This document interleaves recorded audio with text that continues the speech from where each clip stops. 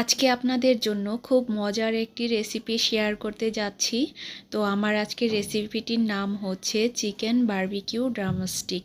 তো আমি এখানে হাফ কেজির উপরে হবে 6 পিস প্রায় চিকেন লেগ পিস নিয়েছি। তো এখন মশলা অ্যাড করব। দিয়ে দিলাম এখানে হাফ টেবিল চামচ মরিচ, আর দিলাম 1 টেবিল চামচ চিনি, আর দিয়ে দিব 1 টেবিল চামচ চিকেন পাউডার, আর 1 টেবিল চামচ আদা ও রসুন বাটা। দিয়ে দিব স্বাদ মতো লবণ, আর সাথে দিয়ে দিব হাফ চা চামচ মতো চিলি ফ্লেক্স।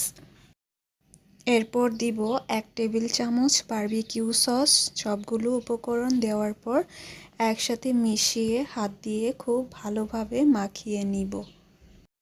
একটু সময় নিয়ে হাত দিয়ে খুব ভালোভাবে চেপে চেপে চিকেনের সাথে মশলাগুলো ভালোভাবে মিশিয়ে নিতে হবে। যত ভালোভাবে মাখানো হবে চিকেনটা কিন্তু তত সুস্বাদু হবে, মশলাগুলো ভিতরে ঢুকবে। তো মশলা মাখানো হয়ে গেলে 1 ঘন্টার মতো ম্যারিনেটে রেখে দেব। আর অপর দিকে 1 ঘন্টা শেষে চলে আসব চুলায়। প্যান বসিয়ে 1 টেবিল চামচ মতো সয়াবিন তেল দেব। দেওয়ার পর গরম হয়ে এলে চিকেনগুলো সরাসরি ঢেলে দিয়ে নেড়েচেড়ে মিশিয়ে দিব। কিছুক্ষণ এভাবে রান্না করতে থাকবো। এরপর একটা ঢাকনা দিয়ে ঢেকে দিব চিকেনগুলো সিদ্ধ হওয়ার জন্য। আর চিকেনটা কিন্তু পুরো শ্যালো ফ্রাই হবে, এখানে অতিরিক্ত তেল ব্যবহার করার প্রয়োজন নেই। চিকেনগুলো আমি ঢাকনা দিয়ে ঢেকে সিদ্ধ করে নিয়েছি, আর ঢাকনা খুলে মাঝে মধ্যে আমি নেড়েচেড়ে দিয়েছিলাম। তো এই পর্যায়ে চিকেন সিদ্ধ হয়ে গিয়েছে, আর ঢাকার প্রয়োজন নেই। এখন কিছুক্ষণ পর পর উল্টে পাল্টে নেড়েচেড়ে বাকি যেই মশলা ও সসগুলো রয়েছে সেগুলোকে শুকিয়ে নিব।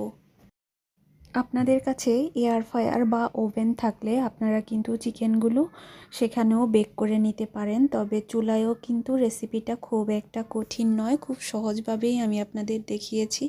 এই যে দেখুন মশলাগুলো শুকিয়ে গিয়েছে, সসগুলো চিকেনের গায়ে গায়ে লেগে এসেছে। তো এই পর্যায়ে হয়ে গিয়েছে। আপনারা চাইলে আরও কিছুক্ষণ ভাজতে পারেন, কিন্তু আমি আর ভাজবো না, কারণ আমি আজকে নান দিয়ে পরিবেশন করব।